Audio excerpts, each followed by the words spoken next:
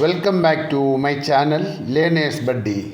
നാം ഇപ്പോൾ പഠിക്കുവാൻ പോകുന്നത് NCERT സിലബസിലെ 6ാം ക്ലാസ്സിലെ diversity in the living world എന്ന ചാപ്റ്ററിൻ്റെ 5ാമത്തെ പാർട്ടാണ്. Success story, save a Silent Valley movement. This is a real story of a forest in Palakkad district of Kerala.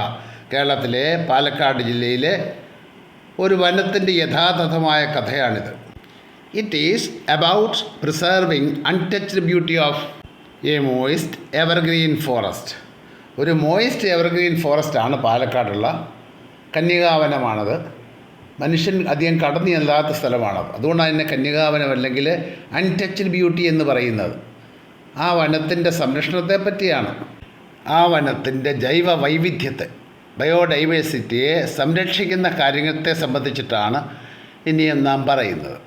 The now famous Silent Valley, ഇപ്പോൾ പ്രസിദ്ധമായ silent Valley, was saved by a remarkable movement. It was saved by a remarkable movement led by common people. സാധാരണക്കാരായ ആൾക്കാർ നയിച്ചിരിക്കുന്ന പ്രക്ഷോഭത്തിലൂടെയാണ് അത് സംരക്ഷിക്കപ്പെട്ടത്. Who are not even residing in the vicinity of the forest. ഫോറസ്റ്റിൻ്റെ vicinity കഴിയുന്നവരും കൂടിയല്ല ഈ സമരം ചെയ്തത്. The battle against the proposal of a hydroelectric dam across Kundipuzha River persisted for 10 years. The battle against the proposal of a hydroelectric ഡാമിനെതിരായിട്ടാണ് ഇവിടെ സമരം നടന്നത്. Across Kunthipuzha river persisted for 10 years. 10 വർഷത്തേക്ക് നീണ്ടുന്ന സമരമായിരുന്നു ഇത്. കുന്തിപ്പുഴയുടെ കുറുകെ ഉണ്ടാക്കാൻ പോകുന്ന ഹൈഡ്രോ ഇലക്ട്രിക് ഡാമിനെതിരായിട്ടുള്ള പ്രക്ഷോഭമായിരുന്നു ഇത്. 10 വർഷത്തേക്ക് നീണ്ടു നിന്നിരുന്നു ഈ സമരം. അറ്റ് ദാറ്റ് ടൈം, ആ സമയത്ത് people used all possible available means. ആൾക്കാരെന്ത് ചെയ്തു? അവർക്ക് സാധ്യമായ എല്ലാ വഴികളും തേടി. Such as wide spread awareness program. എന്തൊക്കെയായിരുന്നു? ആൾക്കാരെ ബോധവൽക്കരിക്കുന്ന പ്രോഗ്രാമുകൾ. ലെറ്റർ ടു എഡിറ്റേഴ്സിനൊക്കെ ലെറ്റർ എഴുതി. ആർട്ടിക്കിൾസ് ഇൻ ന്യൂസ് പേപ്പർ, പത്രങ്ങളിൽ ആർട്ടിക്കിൾസ് എഴുതി. പിന്നെ എന്തുണ്ട്? സെമിനാർ നടത്തി, പെറ്റീഷൻസ് കൊടുത്തു, അപ്പീൽ കോടതി കൊടുത്തു. The movement was successful in saving the Silent Valley. ഈ പ്രക്ഷോഭം വിജയകരമായി തീർന്നു. അങ്ങനെ സൈലൻറ്റ് വാലി സംരക്ഷിക്കപ്പെട്ടു. Plants and animals in different surroundings. സസ്യങ്ങളും ജന്തുക്കളും ഒക്കെ വ്യത്യസ്തങ്ങളായ സാഹചര്യങ്ങളിൽ യു മൈ ഹാവ് ഒബ്സർവ്ഡ്. നിങ്ങൾ ഒരുപക്ഷെ ശ്രദ്ധിച്ചിരിക്കും. ഡ്യൂറിങ് നേച്ചർ വാക്സ്, ഈ പ്രകൃതി നടത്താത്ത സമയത്തെ, നിങ്ങൾ നടത്തിയ ഈ നേച്ചർ വാക്കിൻ്റെ സമയത്തെ, the different animals live in different surroundings. നിങ്ങൾ കണ്ടിരിക്കും പലതരത്തിലുള്ള ജീവജാലങ്ങൾ ജീവിക്കുന്നത് പ്രത്യേക സാഹചര്യങ്ങളിലാണ്. You have also recorded movement of animals in table 2.5. നിങ്ങൾ ടേബിൾ 2.5 റെക്കോർഡ് ചെയ്തിട്ടുണ്ട്. എങ്ങനെയാണ്? ഈ ആനിമൽസിൻ്റെ മൂവ്മെൻറ്റിനെ സംബന്ധിച്ച്, അവയുടെ ചലന രീതികളെ സംബന്ധിച്ച്, അവ എങ്ങനെയാണ് നടക്കുന്നത് എന്നുള്ള കാര്യങ്ങളെ സംബന്ധിച്ച് നിങ്ങൾ നോട്ട് ചെയ്തിട്ടുണ്ട്. Does the movement of these animals depend upon their surroundings. അവരുടെ സാഹചര്യങ്ങളെ അനുസരിച്ചിട്ടാണോ അവ ഇങ്ങനെ നടക്കുന്നത്? Let us consider fish. നമുക്ക് മീനിൻ്റെ കാര്യം ഒന്ന് എടുക്കാം. And goats are examples. അല്ലെങ്കിൽ ആടിൻ്റെ കാര്യം കൂടെ എടുക്കാം ഒരു ഉദാഹരണം എന്നുള്ള നിലയ്ക്ക്. Fish live in water. മീനുകൾ വെള്ളത്തിലാണ് ജീവിക്കുന്നത്. They have streamline bodies. അവയ്ക്ക് ബോട്ടിൻ്റെ രൂപത്തിലുള്ള രണ്ടറ്റവും കൂർത്ത സ്ട്രീം ലൈൻഡ് ബോഡീസാണ്. സ്ട്രീം ലൈൻഡ് ബോഡീസ് മീൻസ് ശരീരത്തിൻ്റെ രണ്ടറ്റങ്ങളും കൂർത്തിരിക്കുന്ന ആ ബോഡി ഷേപ്പിനാണ് സ്ട്രീം ലൈൻഡ് എന്ന് പറയുന്നത്. അങ്ങനത്തെ ഷേപ്പാണ് ഈ മീനുകൾക്കുള്ളത്. ആൻഡ് ഫിൻസ്, അതുപോലെ തന്നെ നമുക്ക് ചിറകുണ്ട്. എന്തിനാണ് ഈ പ്രത്യേകതകളൊക്കെ? ഈ പ്രത്യേകതകൾ അവയ്ക്ക് വെള്ളത്തിലൂടെ നീന്തി ജീവിക്കുവാനാണ്. They have streamlined bodies and fins. Goats live in grassy areas. ആടുകളൊക്കെ എവിടെയാണ് ജീവിക്കുന്നത്? പുൽമേടുകളിലൊക്കെയാണ്. ഇൻ ഗ്രാസി ഏരിയാസിലാണ്, പുല്ലൊക്കെ നിറഞ്ഞ പ്രദേശങ്ങളിലാണ് ആടുകളെ കണ്ടിരുന്നത്. And move with the help of legs. അവ നടക്കുന്നതോ കാലുകൾ ഉപയോഗിച്ചിട്ടാണ്. The sizes and shape of animals also differ. ഇവയുടെ വലിപ്പവും അതുപോലെ തന്നെ ഷേപ്പും ഒക്കെ വളരെ വ്യത്യാസപ്പെട്ടുള്ളവയാണ്. താഴെ കണ്ടില്ലേ, മീനിൻ്റെ പടവും തന്നിട്ടുണ്ട്, ആടിൻ്റെ പടവും തന്നിട്ടുണ്ട്. ഫിഷിൻ്റെ പ്രത്യേകത എന്താണ്? ദേ have stream lined body and have fins. അതോടെ മാർക്ക് ചെയ്തിട്ടുണ്ട് കേട്ടോ. Then a fish swims in water with the help of fins. Fins ഉപയോഗിച്ച് അവർ വെള്ളത്തിലൂടെ നീന്തി തുഴഞ്ഞ് നടക്കുന്നത് ഇല്ലേ? Then goat is there. ഗോട്ടിൻ്റെ കാലുകളൊക്കെ പ്രത്യേകിച്ച് കാണിച്ചിട്ടുണ്ട്. A goat walks on the ground with the help of legs. കാല് ഉപയോഗിച്ചാണ് അവർ നടക്കുന്നത്. The sizes and shape of the ആനിമൽസിൻ്റെ സൈസും ഷേപ്പും അവയുടെ വലിപ്പവും അവയുടെ രൂപവും also differ from one another. അവ അന്യോന്യം വ്യത്യാസപ്പെട്ടിരിക്കുന്നു. കണ്ടില്ലേ? പടം താഴെ കൊടുത്തിട്ടുണ്ട് മീനുകളുടേത്. അതിൻ്റെ പ്രത്യേകത പറയുന്നുണ്ട്. ഫിൻ അവിടെ എഴുതി കാണിച്ചിട്ടുണ്ട്. A fish സ്വിംസ് in water with the help of fins. ചിറകുകൾ ഉപയോഗിച്ച് വെള്ളത്തിൽ കൂടി നീന്തി നടക്കുന്നു മീനുകൾ. അടുത്തത് ഗോട്ടിൻ്റെ ലെഗ്സൊക്കെ കാണിച്ചിട്ടുണ്ട്. The goat walks on ground with the help of legs. കാലുപയോഗിച്ച് തറയിലൂടെ നടക്കുന്നു, അല്ലെങ്കിൽ ഗ്രൗണ്ടിലൂടെ നടക്കുന്നു ആടുകളൊക്കെ. Let us compare and analyse. നമുക്ക് ഒന്ന് കമ്പയർ ചെയ്യാം, അനലൈസ് ചെയ്യാം. Look at the table 2.6 table ഒന്ന് നോക്കി. Recreate a similar table on the black ബോർഡിൽ അങ്ങനെ ഒരു ടേബിൾ ഒന്ന് ഉണ്ടാക്കി നോക്കാം. List the names of plants and animals. പ്ലാന്റ്സിൻ്റെയും ആനിമൽസിൻ്റെയും പേരുകളൊക്കെ ഒന്ന് ലിസ്റ്റ് ചെയ്യുക. You or your classmates have observed in these regions or already know about. If few examples are given, you can add more. കുറേ എക്സാമ്പിൾസൊക്കെ തന്നിട്ടുണ്ട്, നിങ്ങൾക്ക് കൂടുതലായിട്ട് അത് എഴുതി ചേർക്കാം. Table 2.6 animals and plants found in different regions, different സറൗണ്ടിങ്സിലുള്ള ജീവജാലങ്ങളുടെ list ഇവിടെ കൊടുത്തിട്ടുണ്ട്. 1 സീരിയൽ നമ്പറാണ് ഒന്നാമത്. 2 ഇൻ ദ ഡെസേർട്ട് പറഞ്ഞിട്ടുണ്ട്, ഓൺ ദ മൗണ്ടൻസ് പറഞ്ഞിട്ടുണ്ട്, in the ocean, in the forest, any other. അപ്പോൾ ഇപ്രകാരം നമ്മളൊരു ചാർട്ട് ഉണ്ടാക്കുകയാണ്. ക്യാമൽ ഓൺ ദ മൗണ്ടൻസ് അവിടെയുള്ള ട്രീ ഏതാ? ദേവദാർ ട്രീസ്, ദേവദാര മരങ്ങൾ.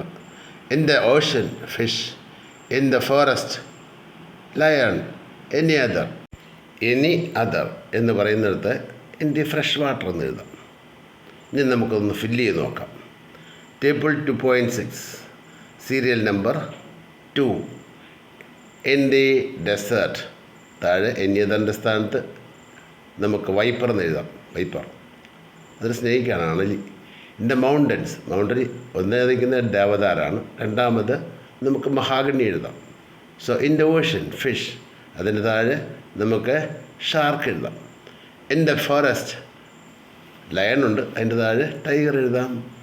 എനി അതർ എന്നുള്ളത് നമ്മൾ എഴുതിയിരിക്കുന്നത് ഇൻ ഫ്രഷ് വാട്ടറാണ്. So we can write it as ophiocephalus എന്നോ ക്ലാരിയാസ് എന്ന് എഴുതാം. Clarias means മുഷി.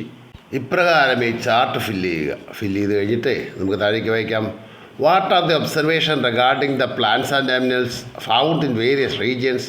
പല റീജിയൻസിൽ കണ്ടുവരുന്ന, പല പ്രദേശങ്ങളിൽ കണ്ടുവരുന്ന ആനിമൽസിനും പ്ലാന്റ്സിനും എന്തെല്ലാം പ്രത്യേകതകളുണ്ട്.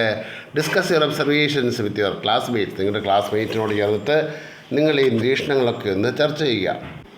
You might observe from table 2.6 that plants and animals found in one kind of region are different from those found in another kind of region.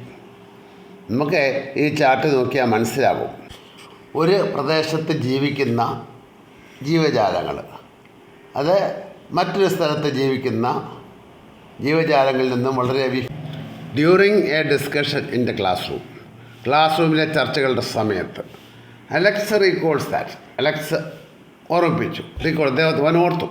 That he observed cactus plant with thick and fleshy stems in the deserts of Rajasthan. Rajasthan മരുഭൂമിയിൽ കാണപ്പെടുന്ന cactus പ്ലാന്റിൻ്റെ തണ്ടുകളൊക്കെ നല്ല തിക്കായിട്ടുള്ളവയാണ്, അതുപോലെ തന്നെ fleshy ആയിട്ടുള്ളവയാണ്. നല്ല കനമുള്ളതും അതുപോലെ തന്നെ ഫ്ലഷിയുമാണ്. Fleshy എന്ന് പറഞ്ഞാൽ എന്താണ്? ഫ്ലഷി മീൻസ് മാംസലമായിട്ടുള്ളതാണ്. അപ്പോൾ അത്തരത്തിലുള്ള ചെടികളാണ് മരുഭൂമിയിൽ കാണപ്പെടുന്നത്.